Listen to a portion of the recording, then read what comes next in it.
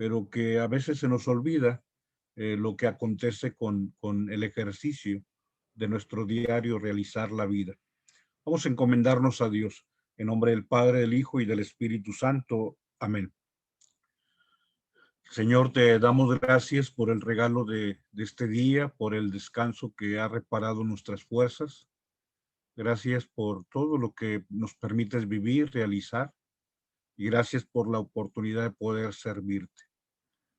Que el ejercicio de este día sea como lo que tú esperas de nosotros, tú que eres el divino sembrador, tú que nos has dado la semilla perfecta en Cristo, en este terreno que en ocasiones no te da los frutos que tiene que darte o que debería de darte, que se esperan de nosotros. No obstante, gracias por ser tú generoso, ser paciente, por jamás desfallecer en tu esperanza sobre lo que podemos hacer.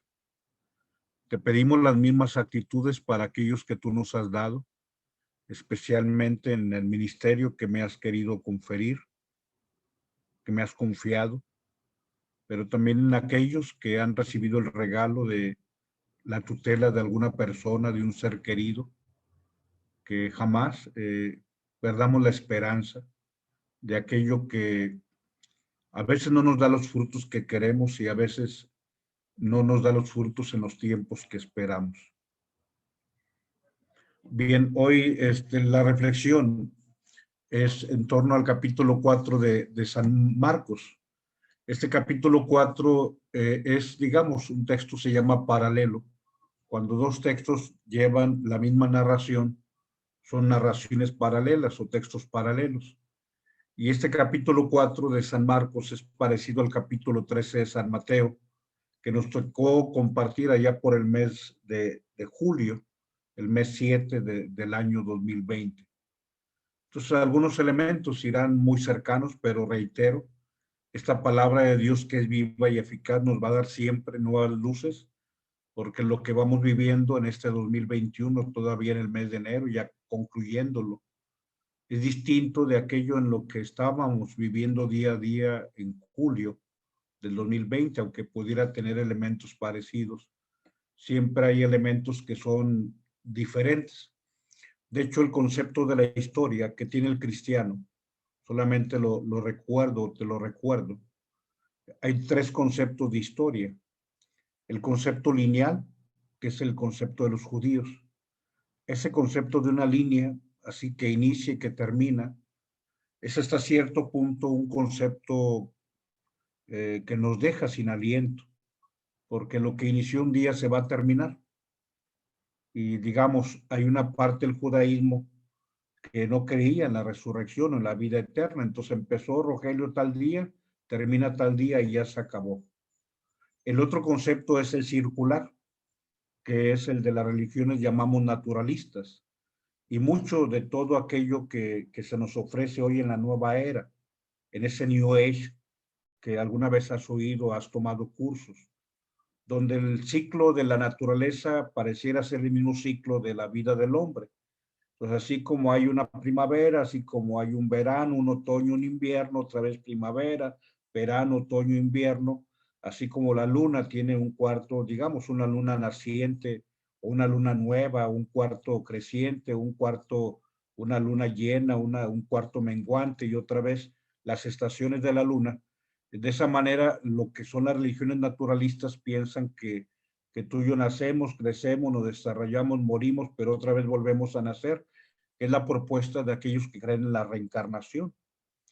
Aparte del concepto lineal y aparte del concepto circular, hay un concepto que es el concepto espiral ascendente, que es el concepto que nos propone la comprensión de la fe en Cristo, donde hay elementos, donde de pronto hay cruces que dices, esto lo viví ya, pero no es exactamente igual, porque entre el punto en que lo viví y el punto en que vuelvo yo a encontrarme, hay elementos distintos. Y otra vez asciende y otra vez parece que me topo con el mismo escenario, pero es distinto, porque entre este punto y este otro punto donde se cruzan, hay elementos de variación. Lo importante en la espiral ascendente es que un día saldremos hacia la eternidad. O sea, no nos quedamos ni en la línea que se acaba y ya, ni en el círculo que es el eterno retorno, sino es un círculo, una espiral ascendente, que un día esta flecha va a despuntar para entrar a la eternidad. Comento esto sobre todo en esto que te invito. Yo tengo 30 años ya como ministerio. Por lo menos he tenido 10 lecturas, porque cada 3 años, los domingos, tienen un ciclo que se repite cada 3 años. Digamos, son 30 años, 10 ciclos de lectura de lo que son el domingo, el ciclo A, B y C. O digamos 15 ciclos de las semanas, porque el ciclo entre semanas es de 2 años, 30 años son 15 ciclos. Pero te comento, siempre la palabra llega y como llega un momento nuevo de vida, la palabra que es viva y eficaz nos ilumina de forma distinta. Pero bueno, dejo ahí el comentario. Por eso hoy te invito a que en ese texto del Evangelio de San Marcos nos abramos a la palabra de Dios.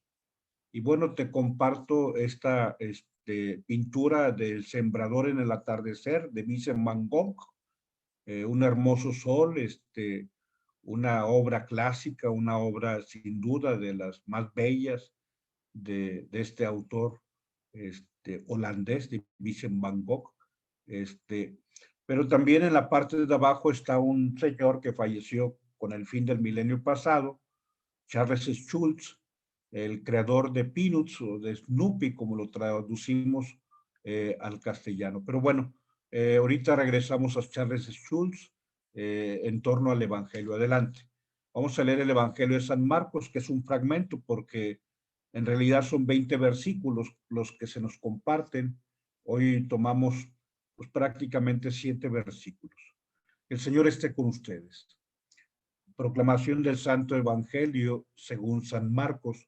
Gloria a ti, Señor Jesús. En aquel tiempo Jesús se puso a enseñar otra vez junto al lago. Acudió un gentío tan enorme que tuvo que subirse a una barca, se sentó y el gentío se quedó en la orilla. Les enseñó mucho rato con parábolas, como él solía enseñar. Escuchad, un día salió el sembrador a sembrar. Al sembrar algo cayó a borde del camino, vinieron los pájaros y se lo comieron. Otro poco cayó en terreno pedregoso, donde apenas tenía tierra. Como la tierra no era profunda, brotó enseguida, pero en cuanto salió el sol, se abrazó y por falta de raíz se secó. Otro poco cayó entre zarzas, las zarzas crecieron, lo ahogaron y no dio grano. El resto cayó en tierra buena. Nació, creció y dio grano, y la cosecha fue del 30 o del 60 o del 100 por uno, y añadió, el que tenga oídos para oír, que oiga. Palabra del Señor. Gloria a ti, Señor Jesús. Bien, el Evangelio nos presenta los diferentes escenarios de lo que el sembrador encuentra. De pronto una semilla cae al borde del camino, otra cae en terreno pedregoso y bueno, otra cae entre las zarzas. Finalmente una cae en tierra buena. Y aún la que cae en tierra buena, creo que esta es de las enseñanzas más bellas del corazón de Dios. Nos presenta 3 escenarios, una que cae al borde del camino, otra que cae en terreno pedregoso y otra que cae entre las zarzas. 3 posibilidades. Y bueno, una cuarta, la que cae en tierra buena. Dos diferentes posibilidades de la misma acción, pero aún la que cae en tierra buena, que es la cuarta, la primera, reitero, tienes ahí el texto frente a ti, terreno pedregoso. La segunda, bueno, la primera cayó a borde del camino, la segunda en terreno pedregoso, la tercera entre las zarzas y la cuarta en tierra buena. Una cuarta tiene 3 posibilidades y son buenas las 3 posibilidades. Una da el 30, otra da el 60 y otra da el 100 por uno. Entonces, en realidad, son 7 posibilidades de la misma acción. La que cae al borde del camino, la que cae en terreno pedregoso, la que cae entre las zarzas, la que cae en tierra buena y da el 30, la que cae en tierra buena y da el 60, la que cae en tierra buena y da el 100 por uno. Ojalá que tú y yo podamos ser o hacer lo que tenemos que hacer, independientemente de lo que resulte. Lo importante es que no dejemos de hacer como Dios siga haciendo lo que Él hace a favor nuestro. Adelante. Reitero, te compartía la fotografía de Charles Schulz y cuando él fallece hacia el año 2000, salieron una serie de anécdotas en torno a la vida de Charles Schulz. Él narra cómo nació su afición en torno al dibujo y lo que significó aquel aliento que le ofreció su maestra y su padre, y él lo narra en una anécdota que se compartió durante el año en que murió. Dice, el dibujo ciertamente no estaba muy bien hecho. ¿Cómo podía estar bien hecho si era de un niño de kinder? Sin embargo, la profesora estrechó al pequeño en sus brazos y le dijo, qué bien dibujas. Orgulloso, el niño llegó con su dibujo a casa, lo mostró a su papá y él le dijo lo mismo, que su dibujo estaba muy bonito. Luego, solemnemente, clavó la hoja con una tachuela en la pared y anunció a su hijo que a todas las visitas les enseñaría aquel trabajo que lo hacía sentirse orgulloso de él. Y así lo hizo aquel padre. De esto pasaron años, sin embargo, lo que le dijeron su maestra y su padre nunca se le olvidó a Charles Schulz, el creador de Snoopy, de Charlie Brown y de todos los personajes de Peanuts.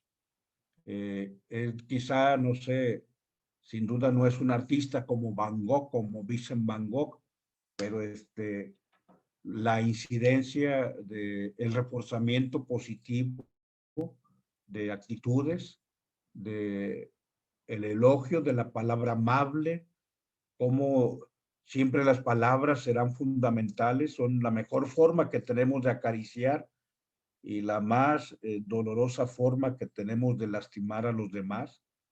Entonces, hablemos sobre esa incidencia que tienen hoy los papás. Adelante. Hoy por eso quiero recordar que Dios en su sabiduría infinita, el Hijo de Dios, el Verbo encarnado, aquel que ha venido al mundo, nos enseña a través de su sabiduría tantas cosas. Y dentro de esa sapiente sabiduría o pedagogía, divina pedagogía, uno de los recursos que utiliza nuestro Señor para que comprendamos la profundidad de su palabra es la referencia a los oficios de su tiempo. Sí, él, digamos, sabía que la gente conocía lo que hacía el sembrador, lo que hacía el pescador, lo que hacía el carpintero, lo que hacía un comerciante de perlas, lo que hacía una mujer en la cocina con la levadura. El Señor conoce lo que cada quien hace y entonces a partir precisamente, y aquí es donde Él empieza a sembrar. O sea, en realidad es parte de la siembra. Digamos, el sembrador siembra, hablándonos de la siembra, es una redundancia que en realidad habla de esa pedagogía tan profunda que tiene nuestro Señor. Adelante, algunos oficios que podemos referir. Hablamos del pastor y del carpintero, del administrador, del comerciante, del constructor, del juez, del viñador, del médico. Bueno, son solamente algunos oficios de los muchos que el Señor refiere. Acuérdate que pues habla incluso de quien cocina, habla del que, pues del viticultor, que nadie pone vino nuevo en odres viejos, etcétera. O sea, el Señor utiliza una gran cantidad de oficios. No obstante, el oficio del sembrador nos presenta a un Dios que nos invita para que nosotros reproduzcamos lo que Él mismo está realizando. Un Dios, tú lo ves, o sea, regresa al texto al rato que puedas. Lee los 20 versículos de ese texto sagrado y vas a encontrar a un Dios que es generoso, muy generoso en su trabajo a favor de los hombres. Reitero, los escenarios, uno cae en el camino, otro cae entre las piedras, otro cae entre las zarzas, otro cae en tierra buena. Un Dios que es generoso a favor de los hombres. Y sobre todo, bueno, el trabajo que Dios realiza es porque Él le da importancia a la siembra que realiza, más allá de la recolección de los frutos. O sea, Él siembra, si en el camino se queda y no sale, Él dejó la semilla, y si otra cae en terreno pedregoso, pues Él como quiera dio su semilla, y si otra cae entre las zarzas, pues Él dio la semilla, y si otra cae en tierra buena y le da el 30, Él es feliz sembrando, y si otra le da el 60, qué bueno, y si otra le da el 100, pues qué bueno que entre los tres posibilidades del terreno bueno haya quien pueda darle el 100, y bendito sea Dios que al final de cuentas quizá es la historia de la iglesia, de los santos que le han dado a Dios el 100%, y algunos que quizá no le damos ni el 30, a lo mejor el 20, o hay quien va avanzando y le da a Dios el 40, pero Dios feliz. Él le da más importancia a la siembra que a la recolección de los frutos. Y te digo, aquí tenemos mucho que aprenderle, sobre todo cuando tú y yo somos muy eficientistas, cuando tú y yo somos personas que generamos expectativas en torno a lo que hacemos, cuando en realidad es lo que hacemos, lo importante. O sea, más allá de lo que pueda resultarnos con lo que tú y yo realizamos, lo importante es que hagamos lo que tenemos que hacer. Adelante, hoy debemos sembrar como Dios lo hace. Este sembrador divino no le niega la semilla ni al terreno comprimido de la superficie, ni al pedregoso de los inconstantes. Tampoco le niega la semilla al terreno lleno de espinos, de aquellos que nos deslumbramos con el brillo del oropel. Digamos que este sembrador es obsequioso, y cuando se encuentra con una tierra buena, sabe que el terreno tiene distintas potencialidades, y no se manifiesta egoísta diciendo, bueno, a los santos que me dan el 100 por 1, a ellos les doy más, y a estos que me dan más el 20 o el 15, ni la propina, unos no me dan ni el 10%, pues no les voy a dar tanto. Y no, Dios no es egoísta para darle solamente a quienes dan el 100 por 1. Un sembrador acepta que algunos siendo buenos, o sea, no estamos hablando de gente mala, o sea, el terreno bueno, o sea, algunos siendo buenos nos dan el 30 y otros el 60, y qué bueno que uno le den justamente a nuestro Señor el 100 por 1. Reitero, el Señor sabe lo que, bueno, Jacinto Benavente decía esta expresión, decía que en la siembra hay más alegría en sembrar que en cosechar. O sea, que esto es lo que sabe el sembrador. Dios nos espera, Dios tiene paciencia, y sobre todo, bueno, Dios nos invita a que tengamos paciencia con nosotros mismos y que tengamos paciencia también con los demás. Adelante, hablando de Charles Schulz, hablo de esa educación de los niños con la imagen de alguien que trabaja. Un papá de familia, un sacerdote en una comunidad, obviamente un formador en un seminario, ojalá que un educador en una institución de docencia, tiene que parecerse a un sembrador y tener estas 4 cualidades. O sea, en primer lugar, o sea, un sembrador, un papá, un ministro sagrado, un obispo, eh, un maestro, un educador, primero no puede regatear la semilla. O sea, fíjate cómo el sembrador va sembrando, y una cae en el camino, otra cae entre las piedras, otra cae entre las espinas. O sea, un sembrador no regatea la semilla, y en ese caso hablar, pues de que tú y yo tenemos que dar siempre la semilla del ejemplo, de la orientación, o sea, de la palabra, del buen consejo que tenemos que dar. Aunque caiga en terreno inhóspito, esto no puede desalentar a un sembrador. O sea, no podemos regatear la semilla. El segundo factor es que tenemos que ser pacientes. O sea, sembrar a manos llenas y esperar. O sea, sabiendo que aun cuando sean buena tierra aquellos a quienes les ofrecemos la siembra, pues también pueden pasar por momentos difíciles de la vida. O sea, la paciencia significa que todo tiene un tiempo, que todo tiene un proceso distinto. Decía Jean Piaget que no se le pueden pedir peras al perar en flor. O sea, si tú quieres que te dé siempre peras, no, hay un tiempo de florecimiento y después las flores se van a convertir en frutos. No se le pueden pedir peras al peral en flor, decía Jean Piaget. Entonces, en ese sentido, paciencia, paciencia, paciencia. Tercero, debemos tener esperanza. El sembrador no sabe si le va a dar la semilla fruto. O sea, no sabe si se va a podrir ahí en el sol, como narra bellamente el Evangelio. O sea, no sabe si va a crecer poquito y luego se va a ahogar.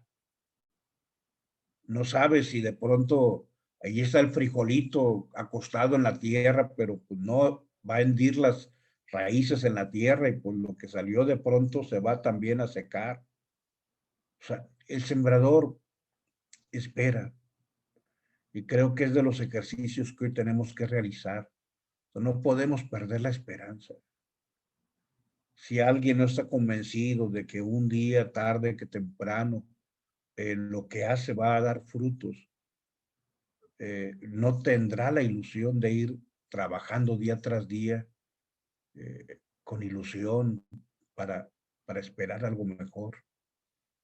Entonces, el sembrador no regatea, el sembrador es paciente, el sembrador tiene esperanza.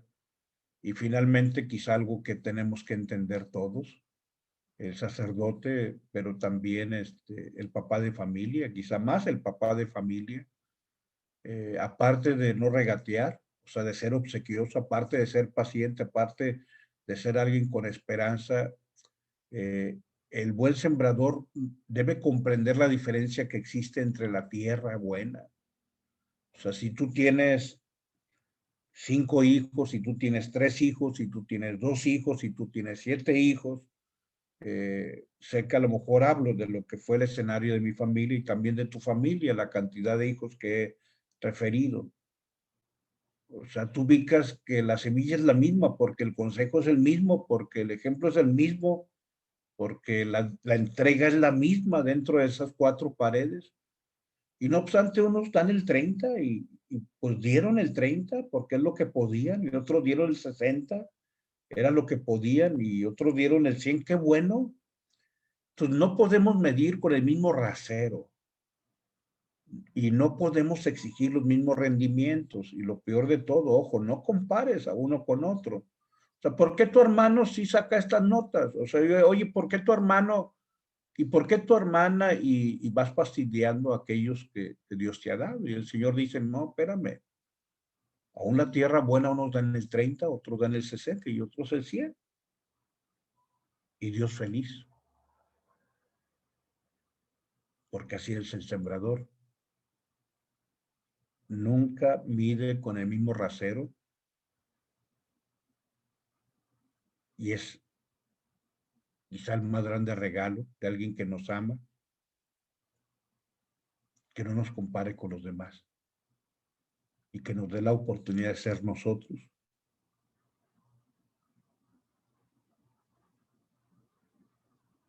¿Te fijas cómo la palabra de Dios ilumina perfectamente lo que vivimos? Que el Señor pues nos conceda realizar la siembra del día de hoy y quizá no compararla con mayo pasado. Claro, sí tenemos que ver la mejor forma de que la siembra fructifique, pero yo creo que en estos 9 meses que llevamos, hemos experimentado de todo, de la tierra que produce el 100, que produce el 60, que produce el 30. De pronto hemos sentido que estamos sembrando en el camino y no sale nada, o que cayó entre terreno pedregoso, que cayó entre espinas, que ya salía y luego se secó. Sigamos sembrando y Dios nos dará la cosecha. En nombre del Padre, del Hijo y del Espíritu Santo. Amén.